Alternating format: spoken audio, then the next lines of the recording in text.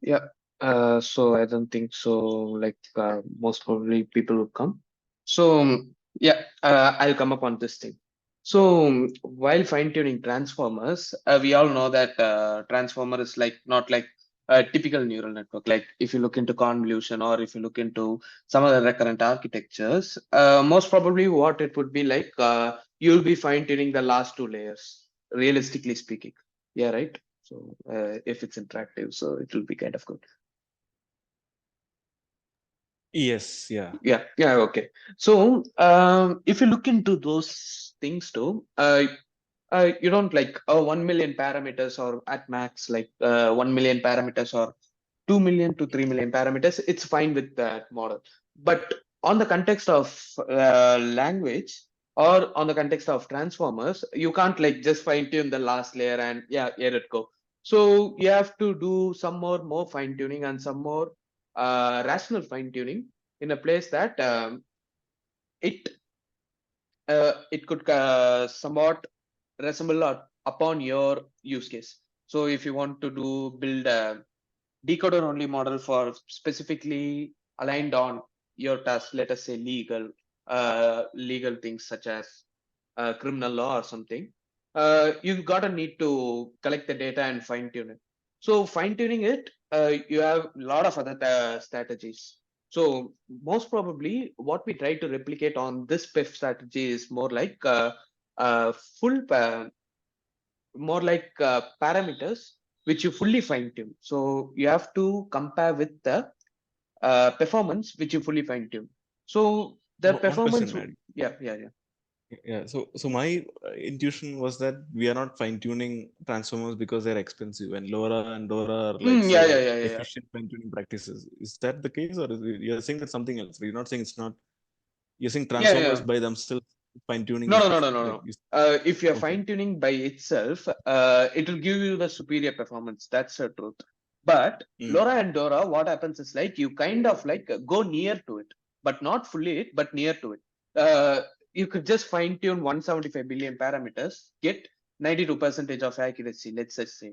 But you could mm, also fine tune with LoRa and Dora. With Dora, you will literally match out the performance with your fully fine tuning. But in LoRa, you'll get around 90 to 91. So I could just use 1% of extra parameters to get nearer to the fully fine-tuned value, fully fine-tuned performance. So that's yeah. what the statement I'm trying to make. So with this, for parametric efficient methods, we will just use minimal parameters to cover the performance of fully fine-tuning the model or nearly estimating towards it. So that's the case, and that's why we need parametric efficient fine-tuning in the first place. So with the before that, so this is like you just put in one GPU or on multiple GPUs with minimal parameters. So either it is FSDP or data distributed parallel, whatever it is. So this is what statement which I'm trying to make. Can I go to next slide or Sure. do you want to? Yeah. So I just made a graph on assuming that suppose if I'm having a matrix of 1000 into 1024 into 1024, like this will really happen in mid-level features as we say on transformers 64 to 128 or 768 to 120 1024. This scenario will like really likely would happen. So if you look into the uh, size of the oh, I'm stuttering. So if you look into size of that matrix on floating point 32, which will give you something like uh, 4 bytes per value. So if you look into that, this small matrix or this bigger matrix would take around 4 kilobytes of uh, 4 kilobytes of space in a GPU or in a CPU. So this is kind of high because why I'm claiming this is high because you will have n number of it, enormous number of it, and more than this value. So you can't like spend 4 kilobytes of memory specifically fine tuning this matrix. So the obvious next contender would be quantizing it. Quantizing it like changing its precision to 16 or B float 16 or int 8 or 1 bit. Like that's the recent trend going on, 1 bit transformers. So 1 bit too. So even though you do that, you have to technically fine tune the entire matrix. So if you compare these methods, you just look over LoRa over here, it's really minimal. So that's the point which I'm trying to make. So I am ready to sacrifice like 2 to 3% of my accuracy or my performance to get to fine tune on really minimal parameters on one GPU. Speaking on company's point of view. So someone was speaking, I guess. So, so I'll come upon with LoRa. LoRa, what you do is, I put right, I guess, yeah. So you have this weight here. So if you're doing normal gradient descent, what we do is like we get the delta W and uh, sorry. So we just take the W of next iteration to be delta into W of alpha. Alpha is nothing but learning rate minus. I'm sorry.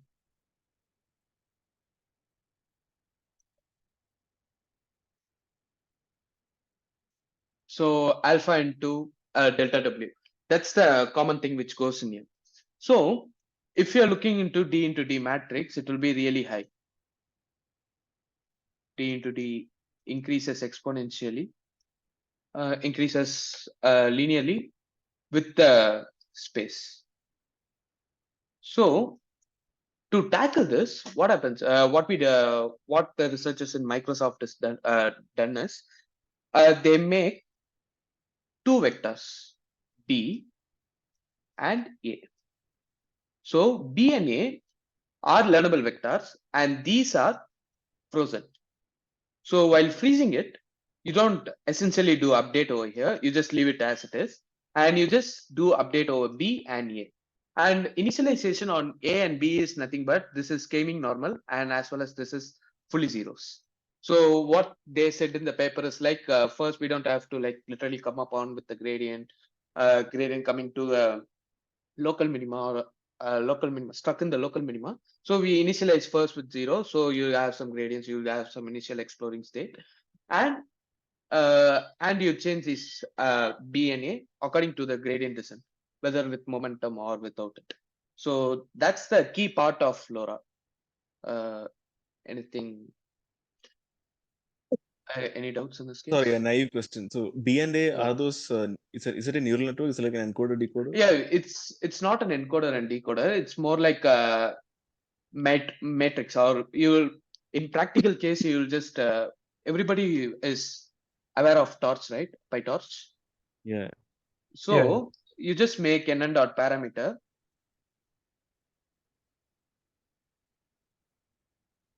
nn dot parameter will just initialize you a vector instead of encoder and decoder.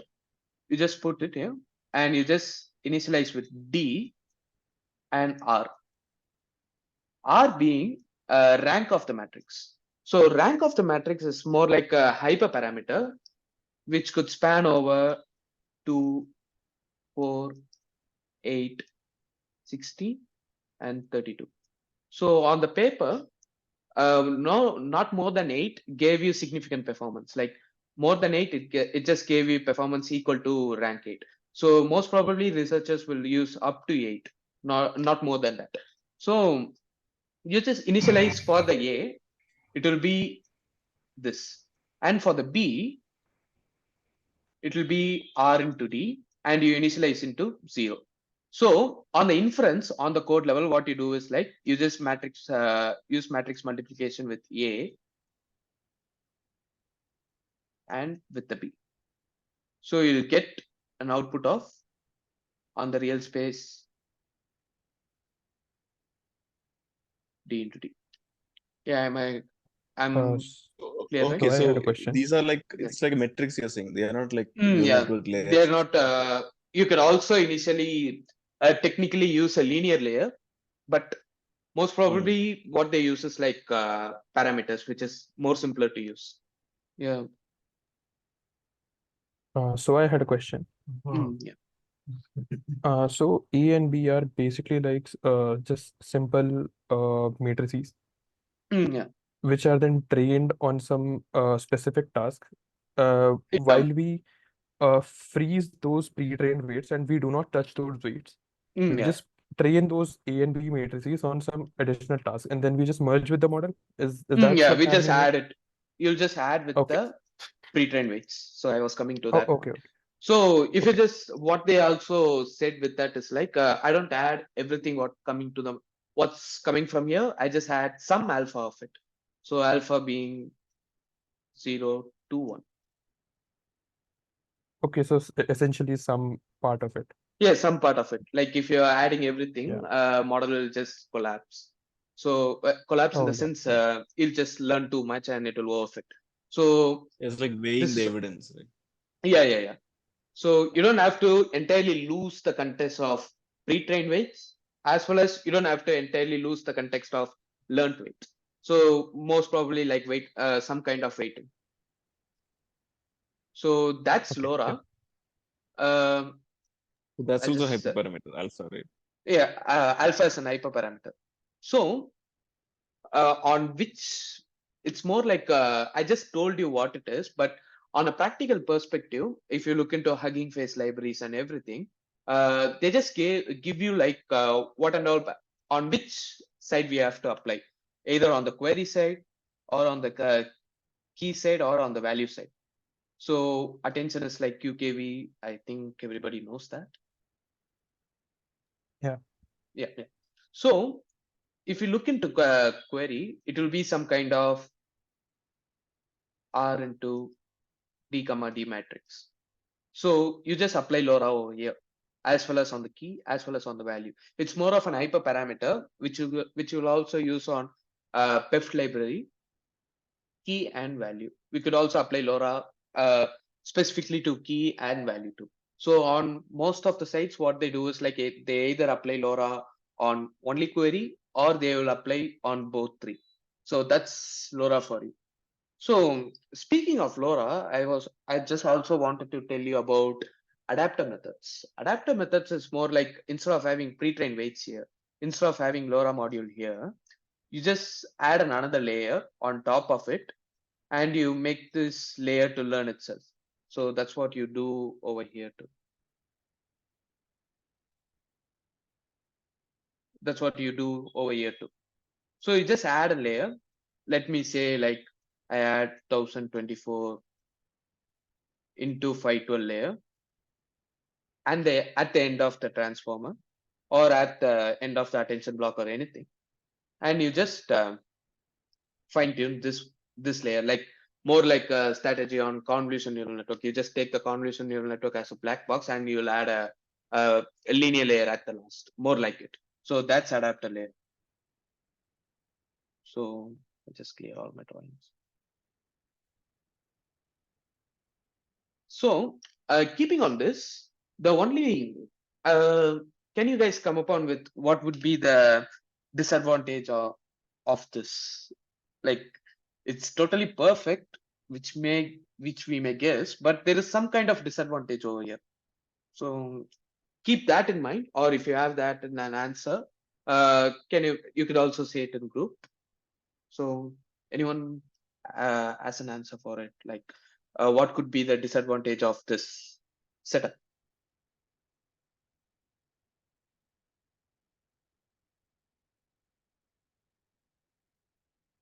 guys? Okay, I take this as like ambiguous, but just keep in mind there is some kind of disadvantage over there.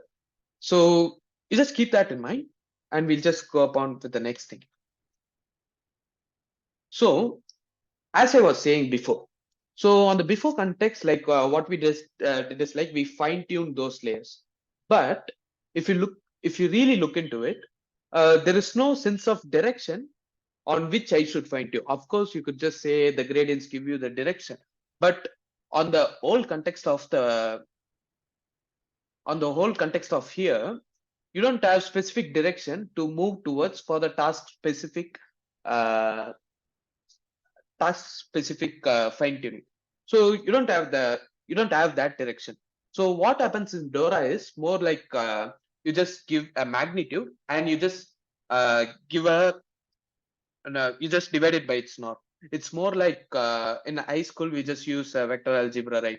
To transform one vector to a magnitude, let's say x bar, to I want to convert x bar into some kind of magnitude. What we do is like x bar divided by norm of x, right?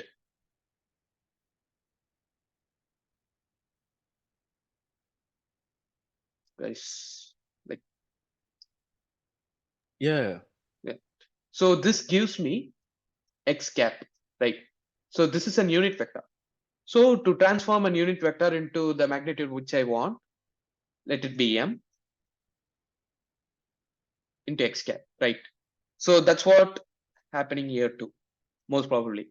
So instead of taking Euclidean distance, they take a norm on C class. C class is more like if you have a vector here, you have column 1, column 2, column 3, column 4 until column C.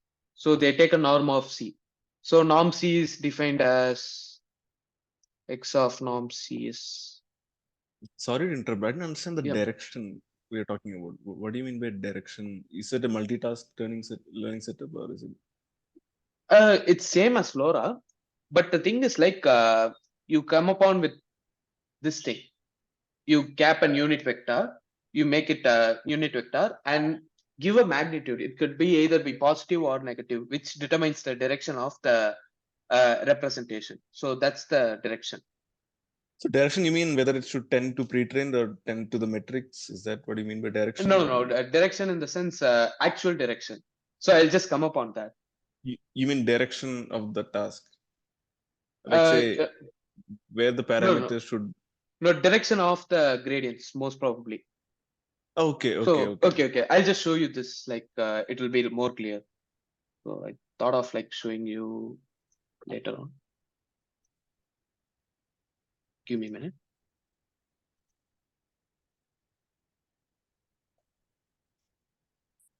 So this. So if you look into LoRa, you just have a positive slope and positive correlation between the features on every step. So step one is like after 10 to the 20 epoch, they just took checkpoint and they correlated the features between them. So you just have a positive correlation regardless of what. So if you look into fully fine tuning between the magnitude and the direction, it's kind of tending towards a negative slope. But in LoRa, you can't like change the direction. So it's always in positive slope. That's what the authors of this paper claimed. So in Dora, you kind of like set the direction, either the positive slope or a negative slope. That's what the direction which I'm talking about, delta D. I had a Got it. doubt. Got it. Yeah. Uh, so the direction that we're talking about, I may be completely wrong here, but No is issues. it the specificity of the task that we're talking about? I don't know. No. It's more of a learnable parameters. Like you just let the model learn the direction and everything. So everything is automated here. We are not doing any feature construction or something. Okay, I okay, hope okay. that answers the question. Or Yeah, yeah, yeah. So I'll just come upon it. So just right now, just we just have this LoRa setup.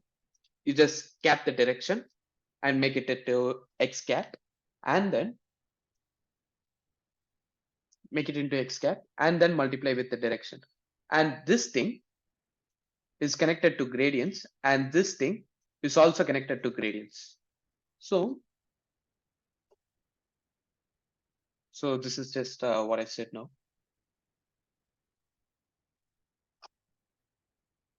So yeah. So this thing is nothing but LoRa. Am I right? Or can I write the thing of it? So LoRa yeah, is yeah. nothing but, yeah, just use your eraser.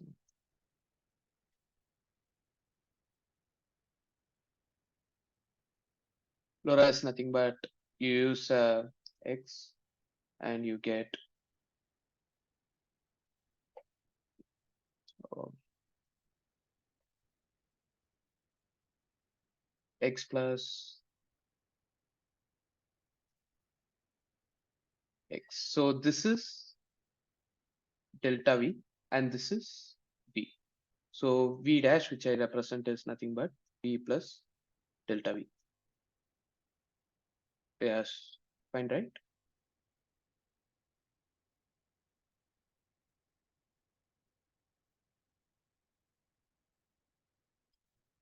Guys, like, is it clear or? Yeah. Yeah. So, if you're taking this thing, so you just make the new weight matrix into some kind of magnitude into V plus delta V by norm of V plus delta V again. So on the C norm, I forgot to explain. If some vector, if you're saying it's on C norm, it's nothing but uh, I to n x of I power C divided by 1 by C. So if it reaches to infinity, it will be nothing but a maximum of xi. So if you're doing the gradient over it, to get values of v dash, you just use u by v rule, and you get this thing. I'll leave it as an assignment. I'll also post a solution, what it comes after this meet, like 10 to 15 minutes. So you just use u by v rule, and you get this thing. If you use this thing, derivative of norm is nothing but x transpose dx by norm of x. So if you do it, you'll just get 1 by norm of vc and v dash into v transpose by v dash v cube, and you just take that term out and you'll have an identity matrix left. So you'll be asking, so whether v dash of gradient of v dash, whether it will be fine tuning the entire uh, v matrix as well as v dash matrix. It's not that. So we also assume v to be a constant. So on the derivative of v dash is nothing but we are doing derivative on delta v only. So just to be clear on that. So if you do that, you kind of have an v dash derivative on the LoRa part, as well as delta m derivative on the direction part, on the magnitude part, the right answer. So why I'm saying magnitude and the direction as the same part is like, if you have a negative magnitude, it's nothing but it's going to come in the reverse direction. Uh, it's clear, right? Or any Yeah. doubts? Yeah, it's clear. Okay, so it's just a simple substitution. If you have after this, just try it as an assignment or as some kind of like work. So it's easy to find do that. Or if you have doubts, just ping me on Discord. I'll be available. So this is the Dora setup. Just give me a minute. I'll just check whether all the recording is present.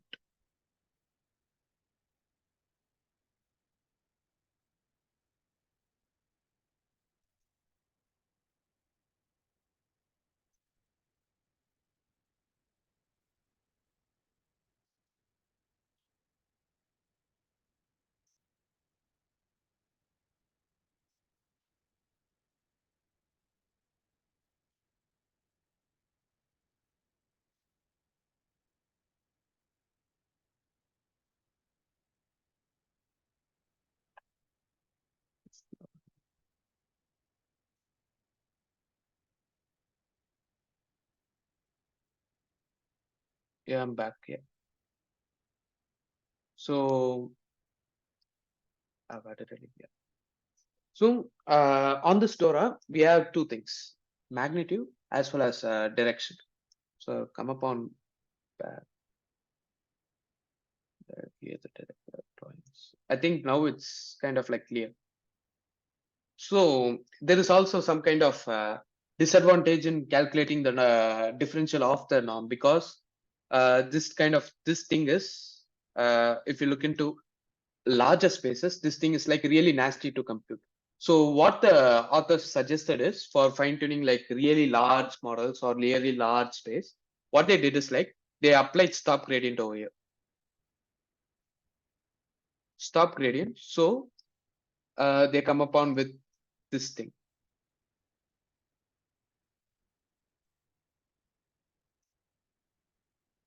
This thing. So you directly take the norm and you just directly multiply it. So you don't have weighting over here. You don't have this kind of weight controlling the norm over here, controlling the gradient over there. So you just have this thing.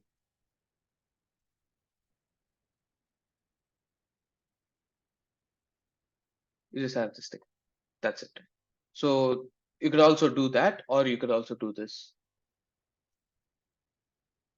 So this is the thing I was talking about. If you're trying to fully fine tune the model, you have a slope something like this. So if you want to have near par performance with the fully fine tune model, you kind of like need it to match under its slope, like nearer to it, but not completely opposite to it. That's what LoRa here has done. So delta M and delta V is like calculated. I'll just show you the paper.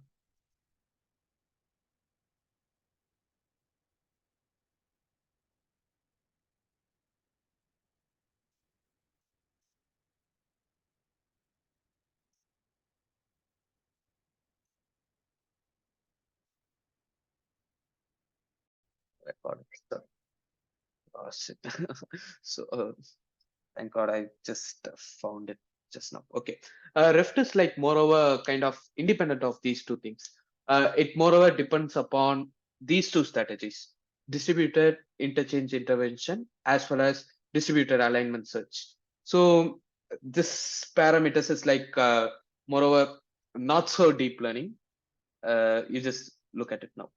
So you have this thing. What is intervention? Intervention, it means like you just take a Boolean model as well as real neural model in the sense the neural network. And let us take a simple example of computing AND gate. So if you want to compute AND gate, what you do is like,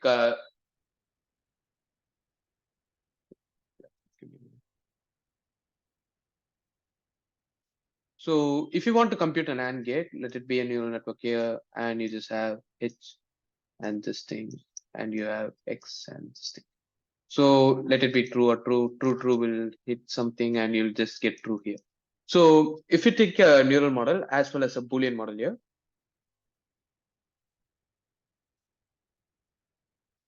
so if you want to intervention, it means that you have to map a particular vector or a particular the right word is like particular representation to a Boolean model. So something like that. So the obvious representation would be like you just map over H1 and you just map over V1, right? So you can't exactly do that, because if it's false and true, false and false, you just have some representations which should give you eventually false. But according to this condition on the neural network or something, you'll just get true. If the point which I'm making is like if there is some kind of change which is not equal to what the neural model is making, whatever mapping which we did is wrong. So to overcome that, what they did is like they kind of like came upon with rotational matrix and they rotate the space of it. Sounds confusing, but so if you look into this thing, I'll just present it now.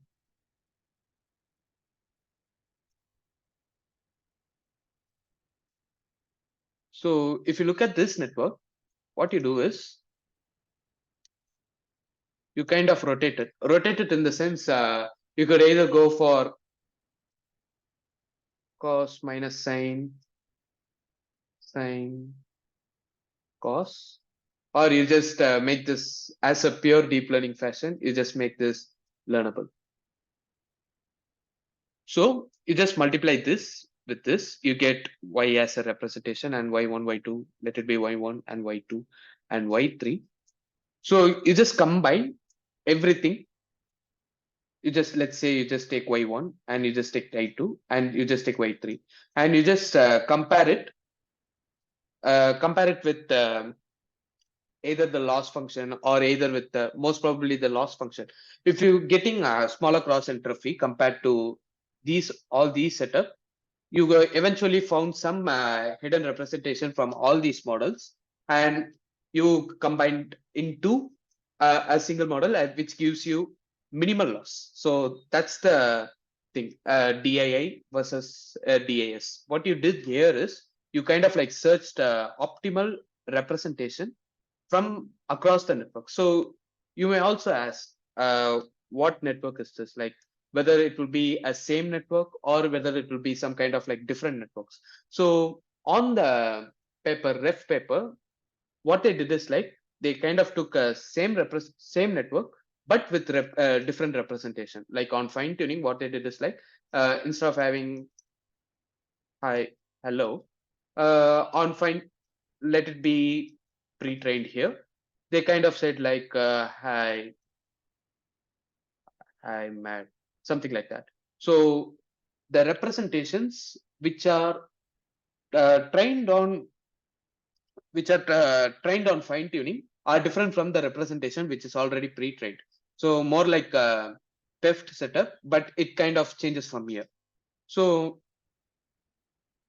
you have this y1 and y2 and y3, and you inverse it, and again this will be the learned representation matrix, and you have a new neural network with finer parameters.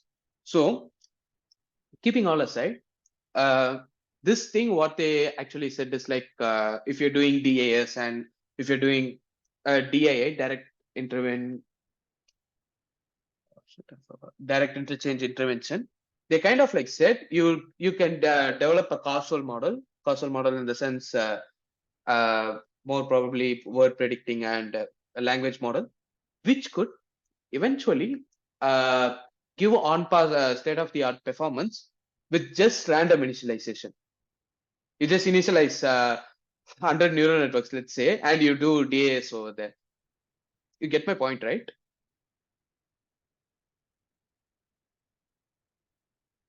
Yeah, yeah. Yeah. So if you're doing, you'll just initialize 10,000. Let's say you're just initializing 10,000 llama models, but you please don't try that. It won't work. Let's say, like hypothetically, everything comes really well. You just initialize 10,000 llama models, and you just pick a hidden representation of it, and you just look which representation gives you minimal cross entropy while doing language modeling. That's DAS for you. But it also has its own obvious side effects. It's not side effects, disadvantage. Like you can't like search over large space of transformers and put them together and iteratively search, or more like make a brute force and search towards which is optimal. So you can't eventually do that. So it's also has its negatives. So everybody is like clear with DAS and DLL, right? Yeah. So is there is any doubt? Uh,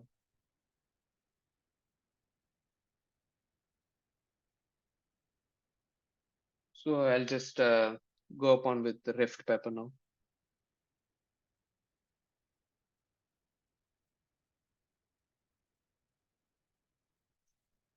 So on the context of ReFT, what they did is like they assumed. I'll just come upon this thing first.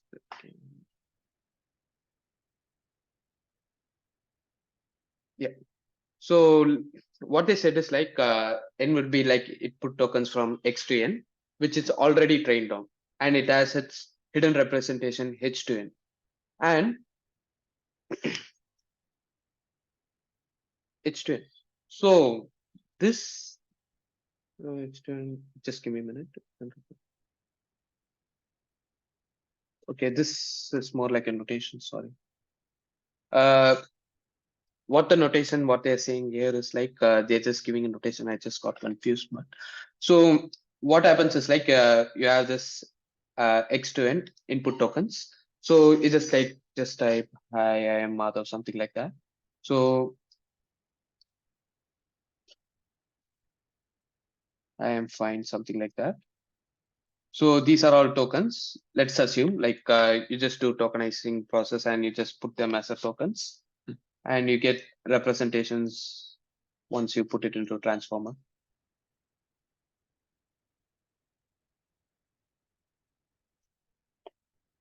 And you get representation H not to HN. So that's what they are doing it. So this thing compared to LoRa and Dora, what they emphasize is like this also really works well on autoregressive models. Autoregressive models is more like you find the probability of P of xi given P of x minus 1, it goes on. So you kind of like find the probability on which all the dependent previous tokens are present. So more like a language modeling. And it could also work on classification tasks such as sentiment analysis and etc.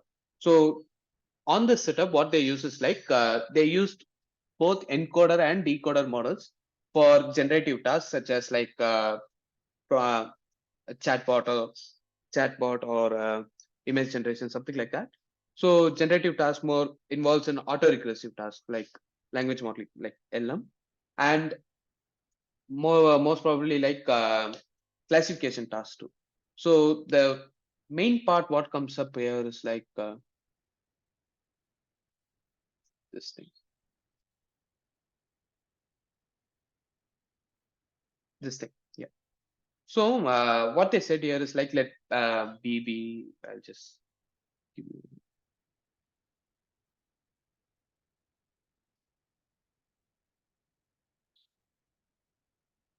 Yeah. So what they said is let B be some hidden representation which is already pre-trained, and SP the corresponding representation with some model with input S. So what is it's like moreover like you get a model with its input representation as B, and you get another model like the same model and with its input representation as S. So you kind of like do rotation, which is R transpose S, and you kind of multiply with R and you kind of multiply with R with B. So which is nothing but direct intervention in a distributed space, direct distributed interchange intervention. You interchange those values, and then what you do is in this paper, what they specifically say is instead of having RS, I just have a linear output of WH plus B. So that's what they said over here. So this PEFT is this REFT, which is inspired from LoRa. If you could say this is nothing but a LoRa, and you just subtract it with the learned rotational matrix R with the hidden representation, and you have the hidden representation as it is. So if you look into diagram, so you have this pre-trained model and you will get an hidden representation H, and you have this, you have WH plus B with this hidden representation. And then you have a matrix R, which is learnable by gradient descent, and you multiply it plus minus R and H. So in this, you have this, and this as a learnable metric, as a learnable parameters over here.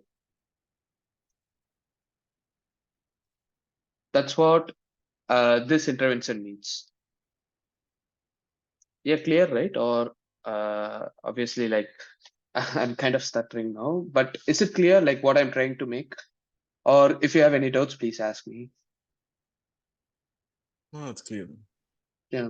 So combining all, like covering everything of it. So you have this distributed interchange intervention. You could intervene some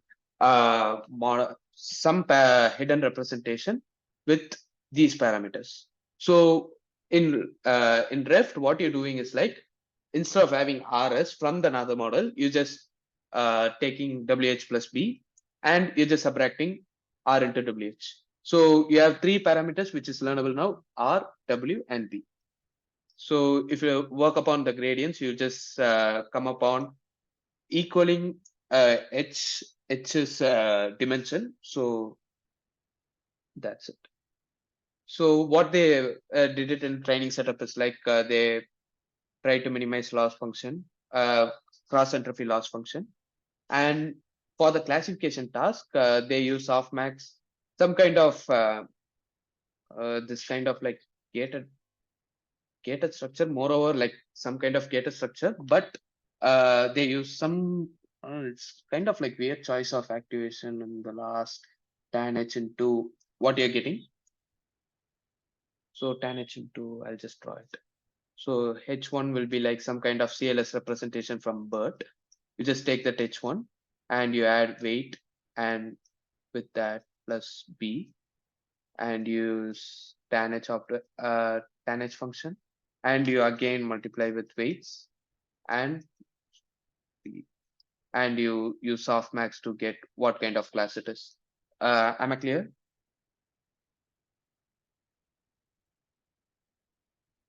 Yeah. Yeah.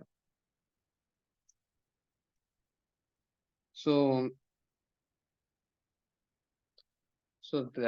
that's pretty much it of ReFT. So you kind of have this here. So what hyperparameters they propose is like, whether can I just influence, or can I just intervene only prefix or suffix? Like what kind of prefix can I intervene on? So whether can I go with up to 2 lens or 4 lens or 5 lens? And what kind of suffix can I intervene on? Up to 2 or 3 or 4, something like that. So how much layers can I intervene? Whether can I intervene only 1 or 2 layers, or can I intervene everything? So spoiler alert, interventing every, if you're interventing some kind of layer over here, if you choose to intervene these two lens, making it interventing all layers works. So that's what they try to say on hyperparameter search. Hyperparameter.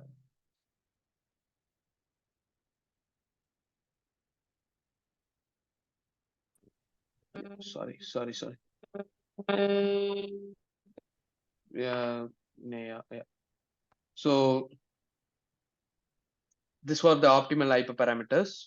The PNS, the size of prefix and suffix to be 7, and tied up would be a tied weight upon PNS, like the weight matrix, and what the rank of it, like the LoRa, like they're just the LoRa. W is nothing but just the LoRa of it, and this thing. Whether I should do from 0 to 2 or 0 to 4, or whether I should take upon everything. So everything works. Spoiler.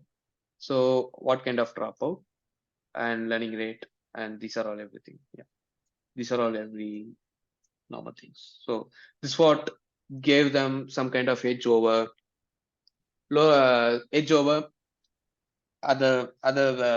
way of parametrically efficiently fine tuning it. So why you may have a question. So is it like really worth it? Is it like really worth it to come upon interventions just such as this to get a 1 to 2 percentage of accuracy? Like, let's all be honest, we are not ready to do complex math or complex kind of these things to get squeeze out only 1% of it. Yeah, like let's be honest, like, are we ready to do that? So like, I just want to get your insight. I'm not ready to do that because these are like really complex, but I'm not ready to do squeeze out 1 or 2 percentage of accuracy by doing this. So anyone with me, or I mean, as long as Yeah, it totally. seems heavy, then yeah. yeah? So still, I think that this emphasizes on it. So if we look into recurrent architectures, as we say, so on yeah, Inaya, you were speaking something, I couldn't get it.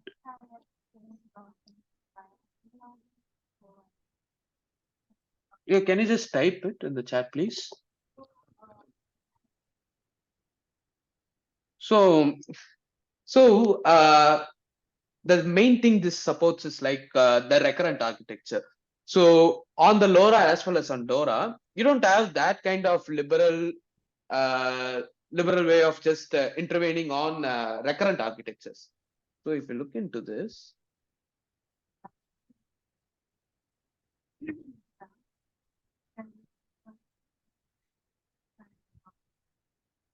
so if you look into this, if you assume this is a recurrent neural network, you can intervene these blocks over here directly.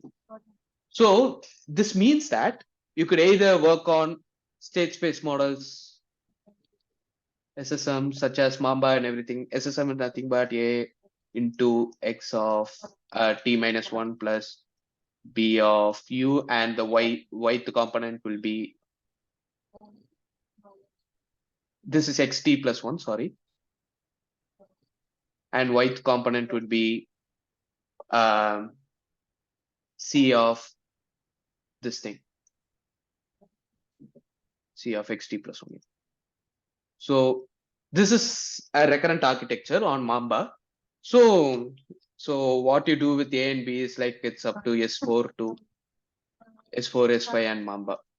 So this is more probably what's the skeleton of SSM networks. So what I personally feel and what it's going to happen on this thing is like you could either do on recurrent networks as well as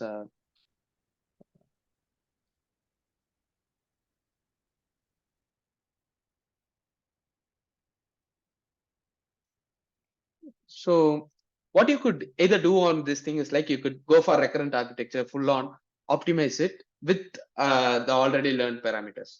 And speaking of recurrent architectures, if the recurrent neural network is now trained on pile and everything, you could either easily fine tune it with ReFT. So that's the point which I'm trying to make. Yeah, like clear with the point, right? What I'm trying to say. Yeah. Clear. So that's it. That's ReFT. I hope I was some kind of useful in this today's session. Do you think this will transfer to images, or do you think there's some Yeah, challenges in like adding yeah, I image think it could representation? be transferable to images because on images, if you look into autoregressive models, like you just predict pixel by pixel, I think if you're looking into autoregressive models, you could either do you could make a good job of it. But speaking of autoregressive models, if you have pixel CN and everything, it's better to train from the scratch. So if you look, but what I'll say is like look into Vision Mamba. On the Vision Mamba papers, what you will do is like they integrated Mamba architecture with this. So on inside of Mamba architecture, you could fine tune on inside of Vision Mamba architecture, you could do it. So if you're doing in a recurrent neural network way, like or like let me draw it like, so if you take these patches, so let us take an image, and these patches are like you take in patches and you put n patches here, like just like in the vision transformer. Instead of that, you if you do a recurrent connection from here to here, and you just classify here, or you just do a object detection, or not segmentation but object detection. So on, if imagine that you eventually come upon Mamba just like that. So eventually this is like a simple recurrent architecture. So imagine this recurrent network is like trained on image data set. So instead of taking a network and fine tuning it, we could directly influence attention over here by just using this parameters over there. So you could also use for vision, either for classification or uh, object detection purpose. And you could also use for generative Gen AI, not the like fancy one, the diffusion or the not the diffusion or the GANs. You could use for autoregressive models, which would also help. So that's what I'm trying to be. But on the autoregressive part, it's best to use whatever it's available, and it's best to train from the scratch. But no one uses is that. But if you are planning to use, it could also be useful. I was specifically asking for like, see, since LoRa is used extensively in like Yeah. say stable, I mean SD2 and stuff like that, like Stable Diffusion XL and stuff like that. So, Yeah. So I was wondering yeah, about this if you transfer. look into transformers, there's the only thing which is advantageous over recurrent network is like it's parallel. So inference time is like bigger of one, let's just say. So bigger of one inference time, you can't like make it recurrent and do this thing. But it's just about time, how much we wait. Like we could also make this on matrix, but it depends upon some kind of transformation. So let's just see. That's the only thing. So state space revolution, like it doesn't, it did came in a day or so. It took a lot of papers to come. So let's just see about the, uh, let's just see about what it has to offer in the near future. So it just is inception. So we can't like judge, right? Got it. Thanks. Yeah, hope I was helpful in some kind. I know I did stutter a lot. Kind of, it's like kind No, of like first presentation. I'm sorry if I like if I did make it clear. Just ping me on Discord and just keep on mind about the assignment, and I'll just release the solution.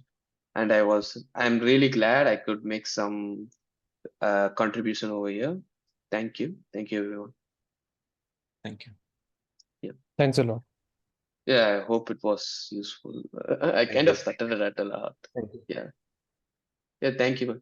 Thank you.